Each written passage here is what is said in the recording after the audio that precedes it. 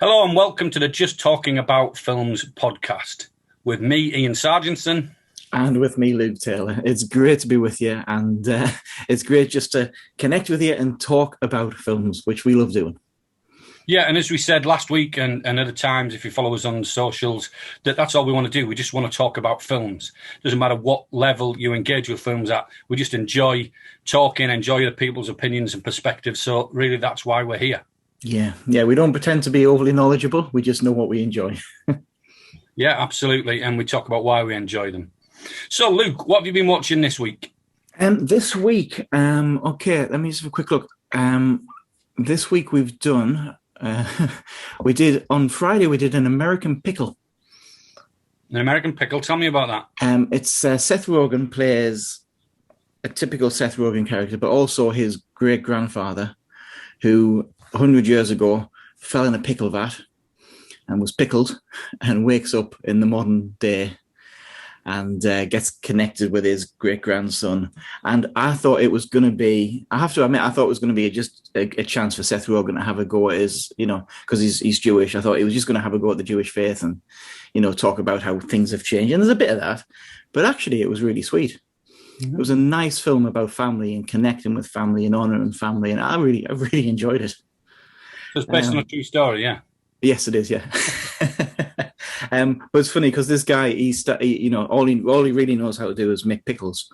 And his wife's grave in New York is over. It's on a bad bit of land. He wants to do it up, so he starts selling pickles, and all the hipsters in New York, because he pickles it and he puts it in rainwater, and he gets them out of the trash because he's got no money.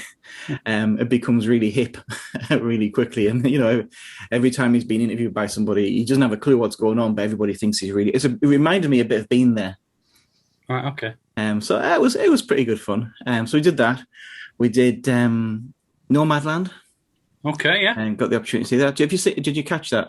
No, it's one of them ones that my wife wants to watch, so I have to wait until she's available and not too tired to watch. It was interesting. I don't know how quickly I'd watch it again, but it definitely opened me up to a whole world I didn't even know existed. Beautifully shot, absolutely, and the blending together of real people and the actors you couldn't tell which was which, other than the actors you knew. Yeah. So it was good. It wasn't quite as plot driven as maybe I'd like a story to be, but not every film has to be like that. No. But it was wonderfully shot. Then we did the Mitchells versus the Machines. Yeah, we've talked about that previously. So tell us about that. It was so much fun. I'll really recommend the Mitchells versus the Machines on Netflix. It was sold to Netflix. It was made by Sony, and of course, because of the pandemic, they're like, we can't release this, so they sold it to Netflix. Which is a shame because it deserved its day at the cinema. Really. Yeah. I really enjoyed it. It's not on the same level as Spider-Verse, because by the same guys, but it's close. It's close.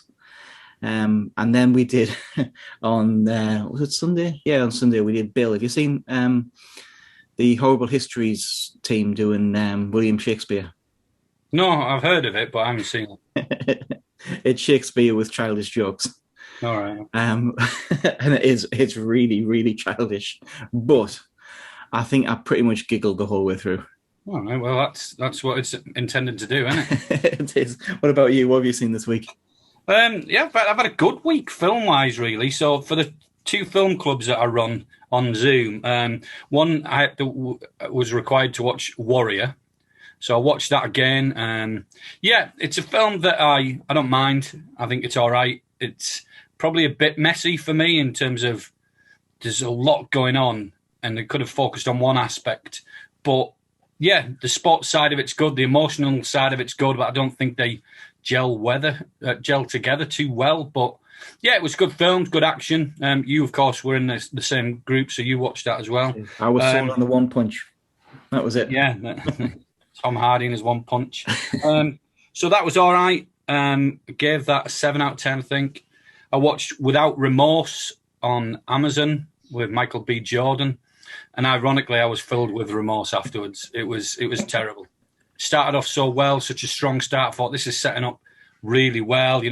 Bought into the narrative of the lead character and what he was about to do, and then it just felt a bit plot, aesthetics. You've kind of put me off that now because I was thinking about it. But when you said you actually had remorse for watching it, yeah, it was awful. It just got worse and worse. Now, a lot of these things that you see, I think, that you see on Netflix and Amazon and stuff that are streaming sites, that are streaming studios that put these things out, a lot of them are all style and no substance, or more style than substance. They look good. I've seen some that look really good, but just no. It started off the first 20 minutes. I thought, yeah, this is going to be good, and then it just was like, just descended into farce, really. So I gave that, I think, a 5 out of 10. I think that was being generous. I watched 21 Bridges, which was probably the end of the scale. I think that was a lot better. It was star and substance. Fun film, that, isn't it? Thriller. That was on Amazon. So I think that was probably one of the better of the streaming studio films that come out. Yeah, we saw that at the cinema. Well, it feels like a long time ago. But yeah, thoroughly enjoyed that. It's ludicrous, but it's fun. Yeah. And I gave that a 7 out of 10. And it was even more impressive with Chadwick Boseman that we know now, that he must have been dealing with a lot of stuff physically, emotionally, and mentally at the time he was filming it. So even more credit to his performance in that, really. He's very good in it. Also watched Hacksaw Ridge, which seems to get better every time I watch it. It just improves for me. So controversially, in the film club that we were watching it for, I gave it 10 out of 10. Wow. And I don't do that really. I wasn't saying it was the best film ever or it was a perfect film. I'm just saying with the story that they had, obviously it's based on a true story, so they have to be faithful to elements of that. Yeah. With the story that they had, I don't see how they could have done it any better. I think you like that film a lot more than me. I like it, but I struggle with the first half of that film. I think the first half, when he's at home, before he joins up, is so corny. I love it. I do.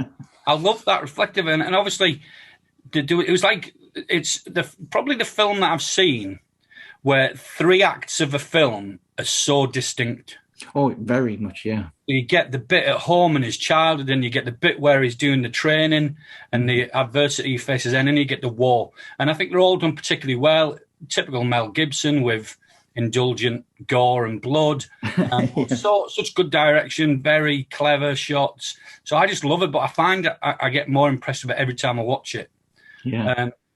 I watched that, and then obviously on the 4th, I watched Star Wars, so I started with A New Hope. I sat down to do it, and I didn't get time. So I did that, and again, as we talked about last week, and we're going to discuss probably in a bit more coming up, that I just watching Star Wars now, and I don't think I've sat down and properly watched it for maybe 10 years properly, and there's just so much more to it than I ever thought, because of, say, the way I watch films, but also just sitting down and watching it and listening to the dialogue and different things. Yeah, I just really enjoyed it. And obviously with the digitally remastered, it had been cleaned up a bit. And as most bits are better because of it. But most bits. Yeah, not standing on Jabba's tail. Yeah. That's what I've been watching. Some of those extra bits were necessary. Like that bit where they're going into Mos Eisley and they've got the comedy bit with the Jawa falling off that big animal and things like that, and that's all a bit, it's like I kind of preferred it without that. Yeah, I get that, and but overall, I think I always like the story, but even now it's an experience, a cinematic experience, isn't it? It is, watching it with the score and the familiarity and the so obvious good versus evil, with even though there is obviously a big twist in that and a bit of nuance, but the whole aspect of the Force and how that transpires to spirituality in the real world, I just like it. Yeah, I actually had to ask myself the question, because I don't know about you, because you like Star Wars. Every Christmas, it's the easy gift people to get you. I've got so many Star Wars mugs. I just lost count. I've got Clone Trooper mugs. I've got Stormtrooper mugs. I think I've even got a droid mug somewhere. What did I get? I got probably it's from the Mandalorian, the little baby Yoda thing. Oh, yes. A nightlight. I mean, I've not been scared of the dark since, or needed a nightlight since I was like a baby. But it's like, okay, it's over there. I'm looking at it, but yeah, it's a um, nice bit of memorabilia, really. my wife Amelia, she's got the you can get the little Grogu or the little baby Yoda that he strokes its head and it talks. Wow. Um, and it is very cute. Yeah, I mean, it's one of them things that you get, and what am I meant to do with this? Yeah. Although my wife doesn't understand why I keep buying them Funko Pops. So Do you buy Funko Pops? only the ones that are from films that I really, really like. So I've got like a John McClane one and a Marty and a Doc one, a Darth Vader, so Spider-Man. So Fair. Yeah, fair enough. I was just so I always get Star Wars stuff for Christmas, and it made me ask last Christmas. The question is, am I a Star Wars fan? And like, really, when you come down to it, what does it take to be a proper Star Wars fan? Is it to like 50% of them at least, or is it to like all of them? Because I think I love A New Hope, Empire Strikes Back, amazing. Return of the Jedi, amazing. So there's three that I love. Phantom Menace, can't be doing with that. Clone Wars, maybe here. Revenge of the Sith, probably this side. Force Awakens, but that side. The Last Jedi, that side. But then you've got, what was the last one? The Rise of Skywalker's right over there. No, Rogue One. Rogue One. Do you like Rogue One? Rogue One can go over that side, but Solo goes over that side. Yeah. So I guess I'm just over 50%. Yeah, I mean, for me, it's like a victim of its own success in a lot of ways, like a lot of these things, and same with a lot of these things. Like with superhero things. So, or people that say, "Oh, well, Spider-Man." They have opinions on Spider-Man because they've got a different frame of reference. They've read the comics. They want it to be faithful. I don't care about that. I've never read the comics as a kid. So me, I just want what. Tobey Maguire is my favorite Spider-Man. Because I just liked them films. The same as the Dark Knight trilogy, my favourite Batman films, and probably as Batman as well. I just think it's more believable with Christian Bale. But people say, Michael Keaton and different things is more faithful to the comics. Well, I don't have that frame of reference. The same with Star Wars, really, that I like Star Wars. As a kid, I loved it because I wanted to be a Jedi. Yeah. And now, as an adult, I still want to be a Jedi. Nothing's changed in that. I know that people get frustrated with the films. I think the last three films, all they did was just remake 4, 5, and 6. Yeah, it was. I was so disappointed with the last one. More diverse. There was nothing new. No, that I thought that the pacing and everything on the Rise of Skywalker. I remember sitting down 5 minutes in, thinking something's wrong with this film. It's just not paced right. Yeah, I think they'd start off with a good idea, and then it just seems like, we need to stretch this now. And I think, obviously, Carrie Fisher was an impact in that. I don't know how much she would have played more going forward. I don't know, but I am a Star Wars fan, but not to the levels I guess other people are. I enjoy watching them. I enjoy them as films, but there's other series of films that I guess I'm much more passionate about. Yeah, that's fair. I don't know them line for line. I don't know all the names of the planets, and they say this should come from there, and yeah. So I don't get it to that level, but yeah, I know plenty of people that do. Yeah, that's fair. It'd be a good topic to do some week. As our I think absolutely get some franchises. Get some people, and even Star Wars as well. And it's only get some people on to talk about and things. I think it would be a good topic. I think superheroes would be a good topic as well. Yeah. For someone who's really, comes from the more traditional and faithful to the comics point of view, so we can try and understand a bit about that. Yeah. Brilliant. One other thing we're going to catch up on. Last week we said we listen to a lot of film podcasts. We thought it'd be good just to have a quick share about what they are, because it's always nice to discover a new one that you haven't listened to before, isn't it? It is, yeah. I mean, at the moment, I haven't been listening to a lot. I do watch Chris Stuckman on YouTube. Watch a lot of his stuff. He's from America. I think he's a film critic, and used to watch a lot of his reviews and stuff. He said it was always deep and insightful. Jonathan Ross did a podcast on films I thought was really, really good. He had Zemeckis in a couple and different things. I just thought it was just really good. Commode and Mayo, I thought theirs was all right. But again, these are really professional ones. I became aware of a few more in recent days since we started this, following them. At the Flicks pod, been connecting with them. So I'll have a look at some of their stuff, and hopefully we can get some of them on here and we might go on there and stuff. But yeah, so I just listen to a diverse range rather than being faithful to any one or two. I find I watch more on YouTube than I do listen to podcasts. What about you? I used to listen to most. I mean, before the pandemic, I mean, I was traveling to the office every day. Yeah. I haven't been doing that, so my listening's gone down this past year. Although I have been trying to spend time in the garden, and when I'm gardening, I'll often listen to one. So it's mainly audio that I'll do. Commode, I tell you what, Commode Mayo, and I also like the Empire podcast. Yeah. But my listening's gone down on both of those because there hasn't been. What I like listening to is the reviews of the new films. Yeah, absolutely. And there hasn't really been, that quite the same. So that my listening level on those has both gone down.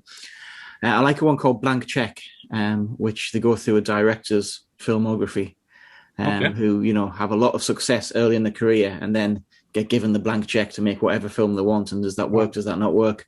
So it's good to really dig into a director. And I think they're about to start John Carpenter and do all of his films. So that'll be fun. Yeah, well. So I enjoy listening to that. There's another one called How Did This Get Made, which is good fun. Language can be a bit much, but they pick bad films, films that absolutely bombed, and ask the question, how on earth did this film get made? Which is good fun. And it's two big name comedians that do it. So I can't remember their names off the top of my head. And then I think that is it at the moment. There's another one called Unspooled, where they went through the American BFR or cinema, the top 100 films, and went through all of those. That was good fun. Yeah, it would be. So and if you're watching this, recommend some to us that you listen to. I also liked, I don't know if you saw it on Netflix, the movies that made us. Yes, that was great fun. I really enjoyed that. I really enjoyed Reunited Apart. Did you see any of them? Oh yes, I did. Yeah, that was during the first few months. Yes, so it was getting cast. Josh Gad, I think, was getting casts of different shows and different things, and getting them back together. So there was Goonies and different ones. It was just really good to see people where they'd come from. Yeah. Oh, there's a one I watch on YouTube all the time, it's called Corridor Crew, and it's a bunch of special effects guys. They have their own little special effects house, and they watch films and comment on the special effects and watch clips of film, and then occasionally they get stuntmen in to comment on the stunts and films, and actually it gives you a lot of insight as to how these stunts and how these special effects were made, and it's fascinating. Very good. So that's worth recommend us the podcast you listen to apart from JTA Films. Yeah, we'd love to, promote and listen to other podcasts. Yeah. So, Luke, we're looking at getting guests in, so we'll start having guests in from next week. So there'll be a third person on the screen. And if people are watching this and they would be interested in coming on and talking about films and whatever the topics are, then that would be great. And asking them questions about the films that matter to them. We'll look to do that. So from next week, we'll be having guests on this show. So if you're interested, let us know. Just get in touch. Yeah, looking forward to that. It's great. I mean, it's just great to talk. Even people you don't know. Something about talking about films that just connects you with people you don't know, and it's going to be great. Yeah, I mean, that's what I love about the online film clubs that I'm doing, and that obviously you're a part of one of them, is that you get different perspectives. So the other day, for instance, we had a discussion about Hacksaw Ridge, and one person was saying that they felt that the portrayal of the American army was a bit patriotic, and the other side was saying that they thought the exact opposite, and they both shared their views from watching the same film. That it was quite critical, or it wasn't critical. It wasn't sympathetic. It wasn't patriotic. It was just showing the horrors of war. and different perspectives on that. So I thought, yeah, that I love just listening to people's opinions and the levels for what they get from films, which I guess takes us on to our topic for this week, is what is it that you, and we asked it on Twitter and we got some good answers, what is it that you look for when watching a film? Yes. And I think this has changed for me in recent years. Well, I know it's changed for me. I don't think it has. But so there's a lot of factors for me, but there's the main drivers I think have changed. What about you? What is it that you look for in a film? I was thinking about that. I don't think there's any one thing that I'm looking for, because it can be a whole host of things can decide whether I'm going to watch a film. Something it can be because it's something I previously loved, so a sequel to something that I've enjoyed, or the same with the superhero thing. You know, I'll go see a superhero film because I love comics. You know, so that's me as a pre-sold audience. But there's something about a trailer's got to grab me. You know, if even if it's a film I'm looking forward to, and there's something, and maybe that's shallow, but if the trailer doesn't grab me, I'm kind of like, oh, I don't know. And if the trailer tells me everything that's going to happen in the film, and I'm still not sold, then, you know, chances aren't high that I'll go see it. But I think essentially, what do I want from a film? I want to be taken somewhere else, and I want to be transported to, and that doesn't mean it has to be fantastical, but I want to see a story of somebody's life. I want to be emotionally engaged with it. I think that's the key. If it gets me emotionally, then I'm in. Yeah. Now I don't know that in advance whether it's going to do that, but really to say whether a film succeeded for me or not is whether I've you know, totally just been transported into that situation or into that story, without it feeling clunky. I hate clunky dialogue. That's just one of those things. I mean, I watched Unhinged a few weeks ago, and fun though it is, you can see every setup coming in the dialogue. I mean, the way the film ends is completely laid out at the start in the dialogue, and it's just like, oh, please don't do that. And that's me checked out when that happens. I think there's an interesting point there. I think now for me, like you're talking about trailers, I find myself, unless I pretty much know what the story is going to be, I find myself trying to avoid trailers a lot. Which they do reveal too much, don't they? Because they just spoil it so many times. Yeah. Do you know what I mean? They spoil it, and then you can guess a lot of the twists from the trailers nowadays. You can. That's one thing I like about the recent Marvel movies, like the Infinity War one. They had lies in the trailers. So they had scenes that weren't in the film just to throw you off the scent. And I know they've got to sell the film, but so many times it's spoiled. Well, I've seen it all now. You know what I mean? The best bits of it. So trailers, but some of the best films I've seen are the films that I've enjoyed the most, and when I know very little about it. So you know when you go to cinema, so you go to cinema every Friday with a couple of friends, and they'd often decide what we were watching, and I wouldn't know. And so many films that have been like, this sounds horrendous. You know, the name of it, but that's all I had to go on, and it's just been really good. For me, it used to be just purely entertainment. As a kid, what's going to entertain me? You know, a lot of action films, big explosions, different things, a hero that you can really get behind, just simple format as a child. And even as a young adult into my 20s, it was just about, I want to be entertained. Escapism was important, but it wasn't that thing. It was just, it doesn't matter how cheesy it is, as long as it entertains me. Then, now I've progressed. I think the biggest driver is I want to feel something. I want a story to make me feel something, even if it's anger, even if it's frustration. So, like, I guess the most films that have had the biggest impact on me have been the ones that have made me feel the most. So, like Schindler's List, I could never say it's a good film. It's a horrific film. It's a beautiful piece of filmmaking, but the amount that film made me feel shows to me the real power of film. Yeah. You know what I mean? Because we knew that story, we knew different bits about that horrific time in history, but that helped me see it on a level that I'd never been able to access before in my life. Yeah, that's good. That's good. I think it's that's the magic of film, and that's the magic of cinema as well. Is when your phone's not out, your phone better not be out in the cinema. It's dark. The only thing that's got your focus is this screen, and you can be just taken into somebody else's world, somebody else's life, somebody else's story, and just it's not escapism is a funny thing because it suggests that there's something you want to escape from, but it's not that. It's just being captured and hooked.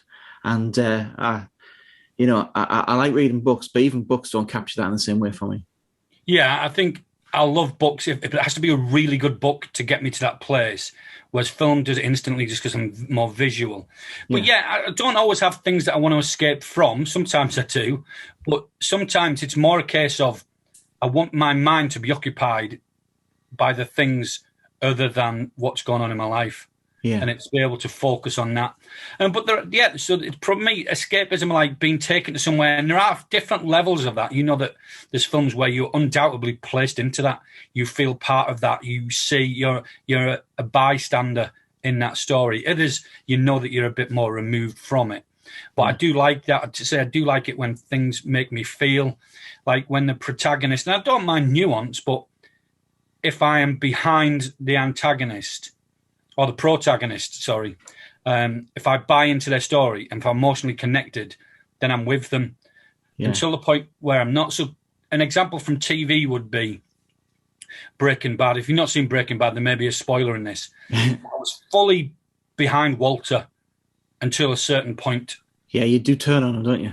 Yeah, to a certain point. But I like that it's made me feel that to that point. Mm-hmm.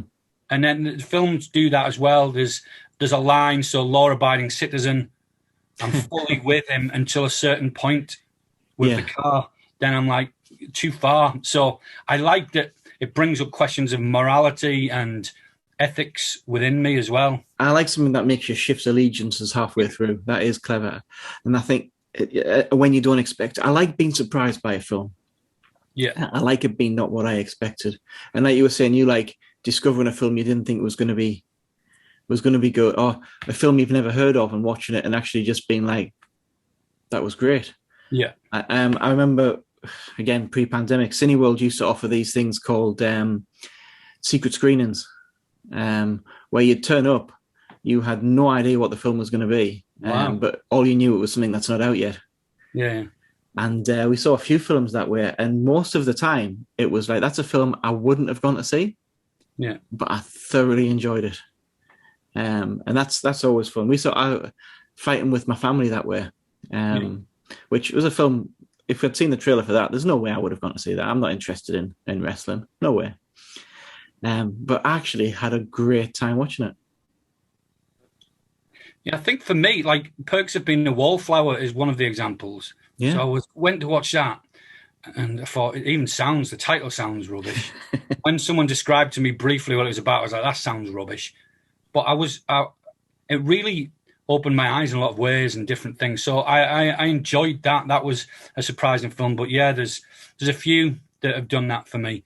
There are other factors, but I'm not like one of these people that will, for a certain actor. So probably my favourite actor is for a lot of people is Tom Hanks. I just think he can do everything well. I'm more inclined to go and watch a film if Tom Hanks is in it than not.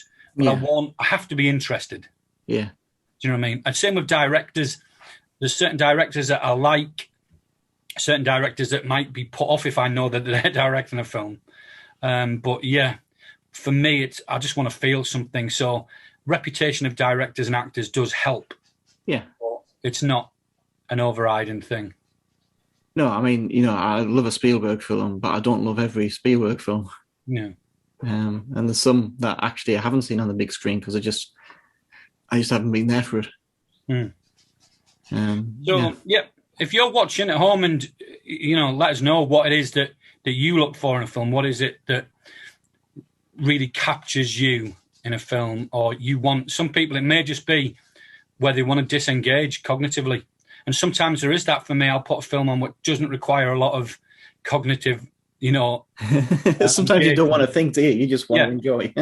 And a lot of times when I'm feeling like that, it'll be films that I know I love, and I don't need to follow the plot because I already know it. Yeah. So it'd be interesting to know what it is that you find engaging, what it is that you seek out about films. Two of the answers that came in on Twitter, Carl R. Croenen, give a great answer. and it was just somebody walking away from an explosion. Yeah. I mean, that is great. It's totally unbelievable because there's something exploding behind there, like one, and the heat and stuff. But the amount, it looks great. Did you see My Spy? No, I didn't see my stuff. There's a whole sequence in there where it's Dave Bautista's this big, and he's connecting with this young girl, and she's kind of bribing him, and and she wants to be taught to be a spy, and she says, "What do you want to learn?" She says, "I want to learn how to walk away from an explosion." Well, it's true. It was in so many films when I was younger, but it lets you know that the person walking away is pretty cool. It does. They're not fazed by something exploding behind them, no matter how close it is. Yes, I want to be able to walk away from an explosion and not look back. Yeah, and Brian McConkey, he put to be transported to another place. Yeah, which again is yeah, and I think that's one of the magic things about cinema is it can do that. Yeah, and it doesn't matter what place. Do you know what I mean? As long as the parameters are set, yeah, you can buy into that easily. Yeah, it was like Nomadland. I was transported into that society that I didn't even know existed. I got a feel for what it was like. I can't imagine what it would be. I mean, I came away thinking, I don't fancy that much, but I certainly got a feel for it. I think that's what I liked about La La Land, even though I went into the cinema not wanting to like it because I wanted to be able to, put the right perspective to the hype about it. But I smiled throughout it for the whole duration. For that duration in that cinema, I was living in a musical. Yeah. A musical that I'd real life, but it was all, beautiful colours. And I was there smiling throughout it. I felt weird because I've never been as conscious in a cinema of myself smiling as I was in that film. Just smiling. And I was like, because I don't smile a lot. And so, but I can't remember being aware of it so much. But I was utterly transported to LA, dancing around, all these bright colours. That actually would be a good topic one week. Great cinema experiences. Yeah, I mean, I think that is one of mine. It's right up there. And again, it was one of them ones surprised. I mean, it wasn't just because I didn't know what it was about. I was sick of hearing about it. So I thought, right, it's free. Let's go and see this. And then I'm going to be able to go in armed and tell everyone why it's rubbish. And I absolutely loved it.